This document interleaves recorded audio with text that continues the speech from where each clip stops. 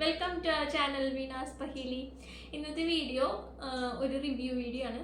Review means എൻ്റെ opinion നമ്മുടെ Bigg Boss season 6 wild കാർഡ്സിനെ പറ്റി ഒരു ചെറിയ എന്താ പറയുക ഒരു കുറച്ച് അഭിപ്രായങ്ങൾ പറയുന്നത് വിചാരിച്ചിട്ടുണ്ടായിരുന്നു. ഞാൻ ഓൾറെഡി വൈൽഡ് കാർഡ്സ് വരാൻ വേണ്ടി ഞാൻ വെയിറ്റ് ചെയ്തിരിക്കുകയായിരുന്നു. അപ്പോൾ വൈൽഡ് കാർഡ്സ് വരുമ്പോൾ കുറച്ച് അവരൊന്ന് നിരീക്ഷിച്ചിട്ട് എന്താ പറയുക ഒപ്പീനിയൻ പറയാമെന്ന് വിചാരിക്കുകയായിരുന്നു ഞാൻ. അപ്പോൾ അവർ വന്നിട്ട് 3 വീക്സ് ആയി. ബിഗ് ബോസിൻ്റെ ഒരു ഹിസ്റ്ററി വെച്ച് നോക്കുകയാണെങ്കിൽ തന്നെ എനിക്ക് തോന്നുന്നു മുൻപത്തെ സീസണിലായാലും അതിന് മുൻപൊക്കെ ആയാലും വൈൽഡ് കാർഡ്സ് വരുമ്പോൾ ബിഗ് ബോസ് ഹൗസിൽ ഒരു ചേഞ്ച് നല്ലോണം റിഫ്ലക്റ്റ് ചെയ്ത് കാണിക്കുന്നുണ്ട്. എല്ലാത്തിലും എല്ലാ പ്രാവശ്യം വ്യൂവേഴ്സ് അത് സ്ഥിരം എന്താ പറയുക കാണുന്നവരാണെങ്കിൽ അവർക്ക് മനസ്സിലായിട്ടുണ്ടായിരിക്കും. അവർ വരുമ്പോൾ എന്താണെന്നറിയില്ല, വൈൽഡ് കാർഡ്സ് വരുമ്പോൾ എനിക്ക് തോന്നുന്നു മേ ബി അവർ പുറത്തുനിന്ന് കളി കണ്ട് മുൻപ് അവർ കണ്ടിട്ടുണ്ടല്ലോ. അപ്പോൾ അത് കണ്ടു വരുന്നോണ്ട് അവർ കുറെ പ്ലാൻ ചെയ്തിട്ടൊക്കെ ആയിരിക്കും മിക്കവരും വരുന്നതൊക്കെ. പിന്നെ വരുമ്പോൾ അവർ വന്ന പോലെ ആയിരിക്കില്ല, പല അഭിപ്രായങ്ങളും മാറും. പക്ഷെ അവർ വരുമ്പോൾ ആ ഒരു പ്ലാനിങ്ങോടുകൂടിയാണ് വരുന്നത്. അപ്പം ആ ഒരു ചേഞ്ച് ശരിക്കും ആ ഹൗസിൽ കാണിക്കുന്നുണ്ട്. മിക്ക പ്രാവശ്യം അങ്ങനെ തന്നെയാണ്. അപ്പോൾ ഇപ്രാവശ്യം അതുപോലെ തന്നെ വലിയൊരു ചേഞ്ച് ആയിരുന്നു. പിന്നെ കഴിഞ്ഞ സീസണിൽ എന്ന് പറഞ്ഞു കഴിഞ്ഞാൽ വൈൽഡ് കാർഡ്സ് വരുന്നത് 1-2 പേര് ഒരു 30 to 40 ഡേയ്സ് കഴിഞ്ഞ് കഴിഞ്ഞാൽ 1-2 പേര് ഇടയ്ക്ക് വെച്ചിട്ട് എൻട്രി ചെയ്യിക്കുക പതിവായിരുന്നു. പക്ഷെ ഇപ്രാവശ്യം അങ്ങനെയല്ലായിരുന്നു. ഇപ്രാവശ്യം ഒരൊറ്റ സ്ട്രെച്ചിന് 6 വൈൽഡ് കാർഡ്സാണ് വന്നത്. അപ്പോൾ ബിഗ് ബോസ് സീസൺ 6 വൈൽഡ് കാർഡ്സിനെ പറ്റി പറയുകയാണെങ്കിൽ എന്താ പറയുക എല്ലാവരും കട്ടക്കായിരുന്നു എന്നാണ് എനിക്ക് തോന്നിയത്. പക്ഷെ ഐ മീൻ അവരെ ആ ഒരു ഫസ്റ്റ് മോഹൻലാൽ സാറിൻ്റെ കൂടെയുള്ള എൻട്രിയിൽ തന്നെ അവരെ അഭിപ്രായങ്ങൾ അപ്പോൾ എനിക്ക് അവരൊരേ സംസാരത്തിലും പിന്നെ അവരൊരു ഗെയിം നടത്തിയിരുന്നു. സാർ അവിടെ ഒരു ഗെയിം നടത്തിയിരുന്നു. അപ്പോൾ തന്നെ ഓരോരുത്തരുടെ അഭിപ്രായം വെച്ച് നോക്കുമ്പോൾ തന്നെ മനസ്സിലാക്കാൻ പറ്റും അവർ എത്രത്തോളം എന്താ പറയുക ബിഗ് ബോസിനെ കണ്ടിട്ടുണ്ട്. അതുപോലെ ഓരോ കണ്ടസ്റ്റൻസിനെ കുറിച്ച് നല്ല ഒരു അഭിപ്രായമുണ്ട്. അതായത് നന്നായി അവർ ക്ലോസ്ലി വാച്ച് ചെയ്തിട്ടുണ്ട് അവരെ. അപ്പോൾ അതിനനുസരിച്ച് തന്നെയാണ് അവർ സംസാരിച്ചിരുന്നതും ഓരോ അഭിപ്രായങ്ങൾ പറഞ്ഞിരുന്നതും. പക്ഷേ അവർ ഹൗസിലേക്ക് എൻട്രി ചെയ്തപ്പോൾ ഇതൊക്കെ മാറിയിട്ടോ, പലരും പലതരമായി. അപ്പോൾ 6 കണ്ടസ്റ്റൻസ് ആയിരുന്നു അല്ലേ വന്നിരുന്നത്. അതിൽ എൻ്റെ ഒരു അഭിപ്രായത്തിൽ എൻ്റെ പേഴ്സണൽ ഫേവറേറ്റ് സിബിൻ ബ്രോ തന്നെയായിരുന്നു കേട്ടോ. സിബിൻ എന്ന കണ്ടസ്റ്റൻ്റ് എനിക്ക് ഭയങ്കര ഇഷ്ടപ്പെട്ടിരുന്നു. ഫസ്റ്റത്തെ ആ ഒരു സാറിൻ്റെ കൂടെ ഇൻട്രൊഡക്ഷനിലുള്ള ആ ഒരു പ്രസൻറ്റേഷനും സംസാര രീതിയും ഒപ്പീനിയൻ പറയുന്നതൊക്കെ എനിക്ക് ഭയങ്കര ഞാൻ കാണുന്ന എന്നെ എന്താ പറയുക ഞാനെന്ന വ്യൂവറിൻ്റെ പോലെ ചിന്തിക്കണ ഒരു എന്താ പറയുക ഒരു സംസാരം മാതിരി എനിക്ക് തോന്നി. അഭിപ്രായങ്ങൾ ഒപ്പീനിയൻ കറക്റ്റായിട്ട് എനിക്ക് കണക്ട് ചെയ്യാൻ പറ്റി. അപ്പോൾ അതുകൊണ്ട് തന്നെ എനിക്ക് കൂടുതൽ തന്നെയല്ല എൻ്റെ ഒരു ഇതിൽ തന്നെയല്ല ഭൂരിഭാഗം ഞാൻ പൊതുവെ ബിഗ് ബോസിൻ്റെ ഒരു എന്താ പറയുക അഭിപ്രായങ്ങൾ നോക്കുമ്പോഴും ആ ഒരു രീതിക്ക് തന്നെയാണ് പോയിരുന്നത്. അപ്പോൾ സിബിനെ ആളെനിക്ക് നന്നായി കണക്ട് ചെയ്യാൻ പറ്റി. അപ്പോൾ എങ്ങനെയാണ് ഇനി ഹൗസിലേക്ക് എൻ്റർ ചെയ്യുമ്പോൾ എങ്ങനെയാണ് കളി എന്നുള്ളത് വെയിറ്റ് ചെയ്തിരിക്കുകയായിരുന്നു ഞാൻ. ഇപ്പോൾ ഏകദേശം 3 വീക്സ് ആയതുകൊണ്ടാണ് ഞാൻ ഈ വീഡിയോ ചെയ്യുന്നത്. അപ്പോൾ കൂടുതലായിട്ട് എനിക്ക് കൂടുതൽ അഭിപ്രായങ്ങൾ പറയാൻ പറ്റുള്ളൂ ഓരോ വ്യക്തികളെ പറ്റി.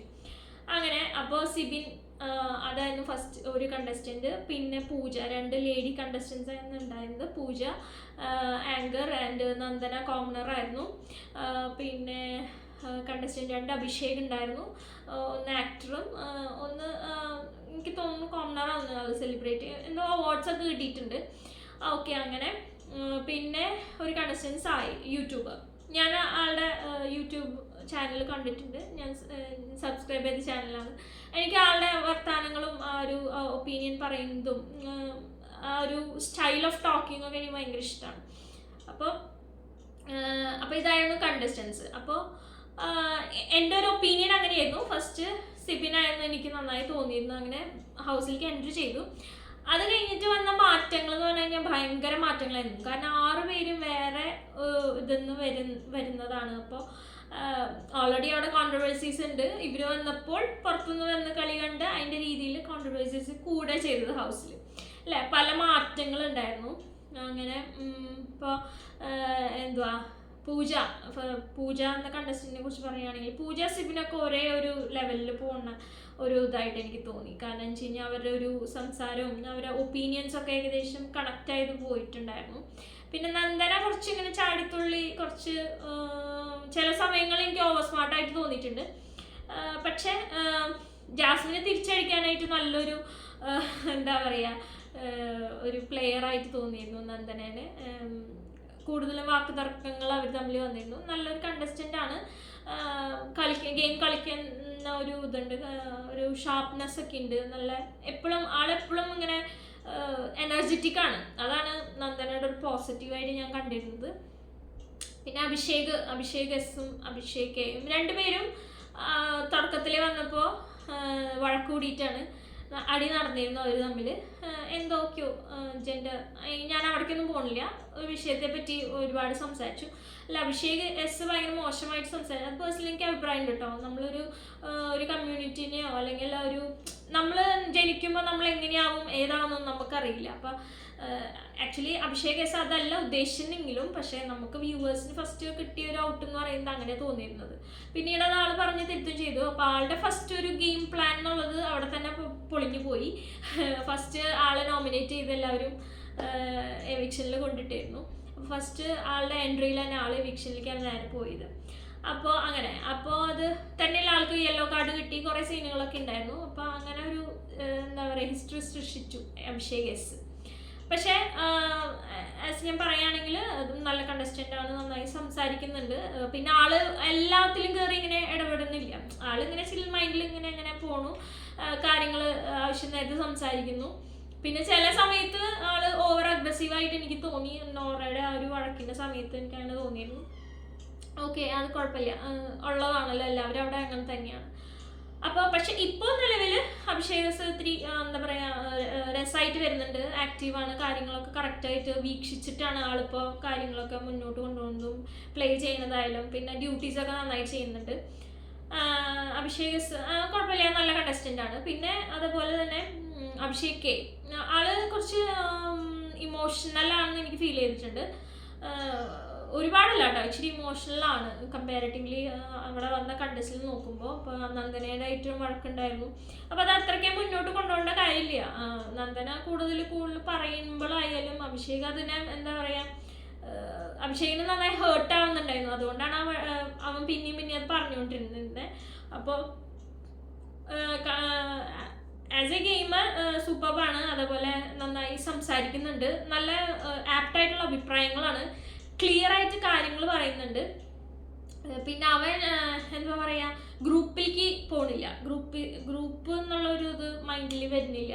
എല്ലാത്തിലും എല്ലാ ഡ്യൂട്ടീസ് ചെയ്യുന്നുണ്ട്, എല്ലാ കാര്യങ്ങളും സംസാരിക്കുന്നുണ്ട്, എല്ലാം പറയുന്നുണ്ട്. അതുപോലെ ഡ്യൂട്ടീസ് കറക്റ്റായിട്ട് ചെയ്യുന്നുണ്ട്. ഇപ്പോൾ ഒരു വഴക്ക് വരുമ്പോഴായാലും അവൻ്റെ ഇൻഡിവിജ്വൽ അഭിപ്രായങ്ങൾ പറയേണ്ട സ്ഥലത്ത് പറയുന്നുണ്ട്. അങ്ങനെ നല്ലൊരു ചിൽ മൂഡ് പ്ലെയർ, രസമുള്ള പ്ലെയറാണ്. പിന്നെ പൂജ, അതേപോലെ ഞാൻ സിബിൻ പറഞ്ഞല്ലോ. പിന്നെ സായി, ഞാൻ പറഞ്ഞല്ലോ, ആള് യൂട്യൂബ് ചാനൽ ഞാൻ കാണുന്നുണ്ട്, സായി കൃഷ്ണ. ആളെന്ന് പറഞ്ഞു കഴിഞ്ഞാൽ ആള് കണ്ട ഒരാളെ അല്ല ഞാൻ ബിഗ് ബോസിൽ കണ്ടത്.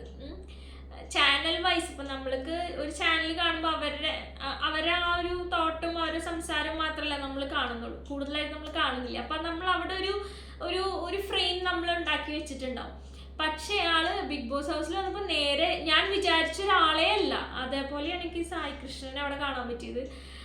കാരണം ആൾ കുറച്ച്, എനിക്ക് തോന്നുന്നു വഴക്കുണ്ടാക്കി അത് കുറച്ച് ഓവറാവോ, അല്ലെങ്കിൽ അതായത് ഓൾറെഡി അവിടെ വഴക്കാണ് മെയിനായിട്ട് നിൽക്കുന്നത്, ഒരു എൻ്റർടൈൻമെൻറ്റോ വേറെ സംഭവങ്ങളൊന്നും ഉണ്ടായില്ല. അപ്പം ഇനി വഴക്ക് ഇതായി കഴിഞ്ഞാൽ എന്താ പറയുക, ആ ഒരു മൂഡ് മാറുമോ എന്ന് വിചാരിച്ചിട്ട് ആള് വഴക്ക് കൂടാതെ കുറച്ച് ബാക്കിലോട്ട് നിൽക്കുന്നുണ്ടായിരുന്നു. ഐ മീൻ വഴക്ക് ഉണ്ടാക്കണ്ട എന്നുള്ള രീതിയിൽ. അപ്പം അങ്ങനത്തെ പ്രശ്നങ്ങൾ വരുമ്പോൾ ആള് മുന്നോട്ട് വരുന്നത്. ഇപ്പോൾ ആള് ഒരു ലെവലിലായിട്ട് വരുന്നുണ്ട്, കാര്യങ്ങളൊക്കെ മിക്ക വഴക്കുകളിലും ആള് ചെറുതായിട്ട് ഇടപെടുന്നൊക്കെ ഉണ്ട്. അങ്ങനെ അപ്പോൾ സായി കൃഷ്ണ എനിക്ക് ഭയങ്കര ഡിഫറെൻ്റ് ആയിട്ട് തോന്നിയിരുന്നു. ഞാൻ വിചാരിച്ചതിനേലും ഭയങ്കര ഡിഫറെൻ്റ് ആയിട്ടായിരുന്നു. ആള് ഇത്തിരി പിടിച്ച് സംസാരിക്കണ പോലെ എനിക്ക് ഫീൽ ചെയ്തിരുന്നു. പക്ഷേ കാണാൻ രസമുണ്ടായിരുന്നു കേട്ടോ. ആളുടെ കുറച്ച് അതിലിപ്പം സ്കിറ്റൊക്കെ പറയുമ്പോൾ ബിഗ് ബോസിൻ്റെ വേറെ ഇതെന്നുള്ള രീതിയിൽ സംസാരിക്കുന്നുണ്ടായിരുന്നു. അപ്പോൾ എനിക്ക് അങ്ങനെ കുറച്ച് മെച്യൂർഡായിട്ട് തോന്നി.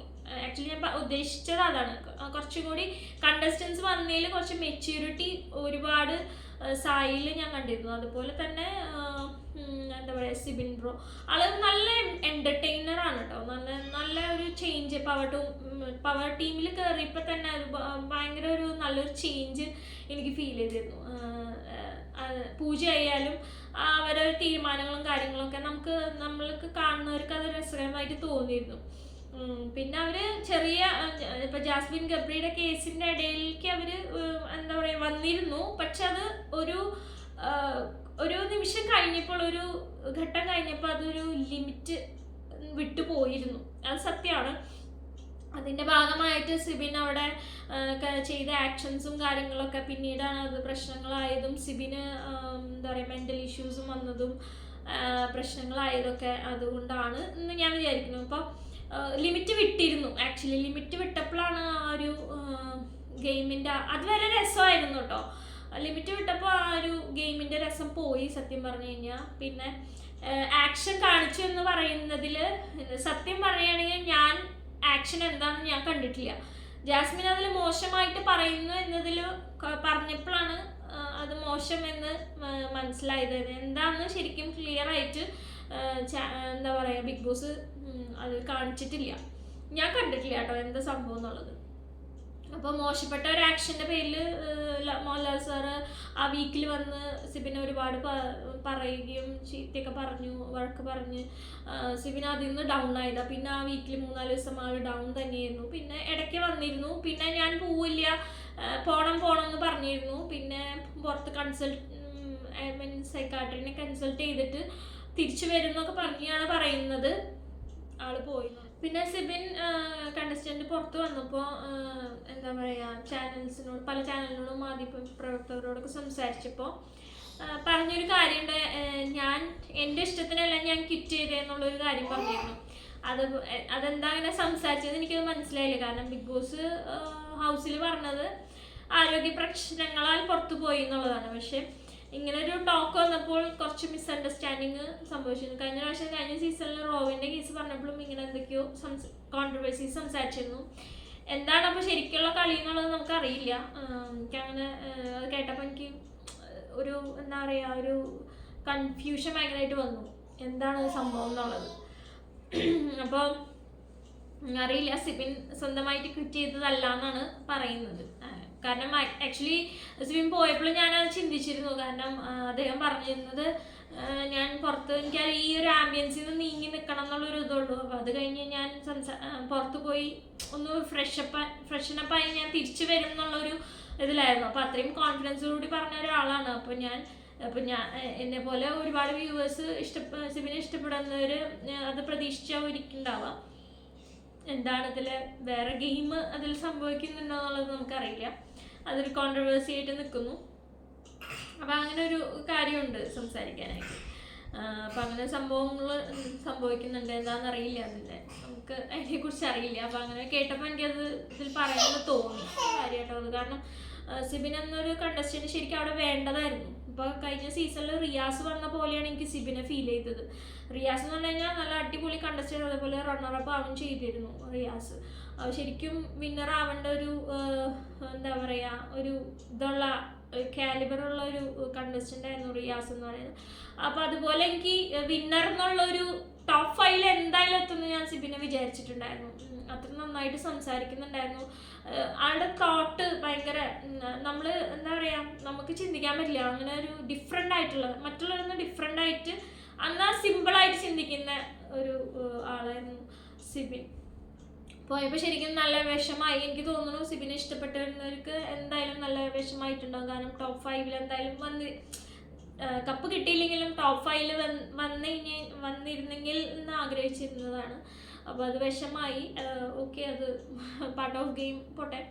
അപ്പോൾ അങ്ങനെ അപ്പോൾ ഇനിയും നല്ല എന്താ പറയുക ഇനി വൈൽഡ് കാർഡ്സ് വരണമെങ്കിൽ ഇതേപോലത്തെ ആൾക്കാർ വരണം എന്ന് പേഴ്സണലി എനിക്ക് ആഗ്രഹമുണ്ട്. അങ്ങനെ അപ്പോൾ ഇനി അവിടെ നിലവിലുള്ള കണ്ടസ്റ്റൻസിൽ ഇപ്പോൾ പൂജയ്ക്ക് ഹെൽത്ത് ഇഷ്യൂസ് കാരണം പൂജയും പോയി. അതും നല്ലൊരു സൂപ്പർ കണ്ടസ്റ്റൻ്റ് ആയിരുന്നു. അപ്പോൾ അതുപോലെ കണ്ടസ്റ്റൻസ് വരണം. ശരിക്കും പറഞ്ഞാൽ ഇപ്പോഴും അവിടെ അങ്ങനെ ഒരു കണ്ടസ്റ്റൻറ്റ് ഇല്ല എന്ന് തന്നെ ഞാൻ പറയും. കാരണം അവരുടെ ഒരു ഇതിൽ വരുന്ന ഒരു കണ്ടസ്റ്റൻ്റ് അവിടെ ഇല്ല.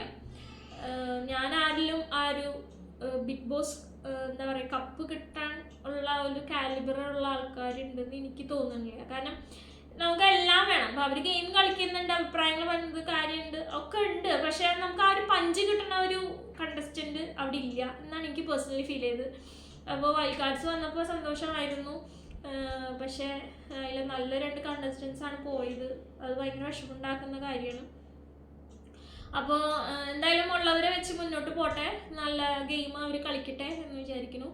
അപ്പോൾ ഇതൊക്കെ എൻ്റെ ഒരു ഒപ്പീനിയനാണ് ഞാൻ പറഞ്ഞത്. എനിക്ക് ഇപ്പം ഞാൻ സംസാരിച്ചതിൽ നിങ്ങൾക്ക് മനസ്സിലായിട്ടുണ്ടാവും. ഏകദേശം എനിക്ക് തോന്നുന്നു ഈ ഒരു ഒപ്പീനിയൻ തന്നെയായിരിക്കും മിക്കവർക്കും എന്ന് എനിക്ക് തോന്നുന്നു. മറിച്ചുണ്ടെങ്കിൽ കമൻറ്റ് ബോക്സിൽ കമൻറ്റ് ചെയ്യുക. എന്തെങ്കിലും വേറെ ഒപ്പീനിയൻ ഉണ്ടെങ്കിൽ. എനിക്ക് 6 വൈൽഡ് കാർഡ്സിൽ വന്നതിൽ എനിക്ക് കുറച്ചും കൂടി ഷാർപ്പായിട്ട് തോന്നിയത് Sibin, Pooja and of course Sai different ആയിട്ട് തോന്നിയിരുന്നു. അതുപോലെ അഭിഷേക് കൂളാണ്, കുഴപ്പമില്ല. തുടക്കത്തിലെ കുറച്ച് ഇതകളൊക്കെ ഉണ്ടാക്കിയെങ്കിലും നമുക്ക് ഇഷ്ടപ്പെടുന്ന ഒരാളാണ്. കാരണം ഞാൻ ബിഗ് ബോസിലൊരു ടേം ആരും ഉപയോഗിച്ചത് എനിക്ക് ഓർമ്മയില്ല. അതിൽ പറഞ്ഞത് ഞാൻ പിന്നെ കാര്യങ്ങൾക്ക് വഴക്കുണ്ടാക്കാവുന്ന ഒരാളല്ല. അപ്പം അതുകൊണ്ട് തന്നെ നമുക്കൊരു മെച്യൂരിറ്റി ഫീൽ ചെയ്തിരുന്നു. അപ്പം അതുകൊണ്ട് അഭിഷേകം കുഴപ്പമില്ല. പിന്നെ നന്ദന ആൻഡ് അവർ ഒരു ആവറേജ് കണ്ടസ്റ്റൻസ് ആയി എനിക്ക് തോന്നുന്നത്. വലിയ വാവ് എന്ന് പറയാനൊന്നുമില്ല. എൻ്റെ പേഴ്സണൽ ഒപ്പീനിയനാണത്. ചിലപ്പോൾ എൻ്റെ ഒപ്പീനിയൻ സെയിം ആയിട്ടുള്ളവരുണ്ടാവും, അല്ലാത്തവരുണ്ടാവും.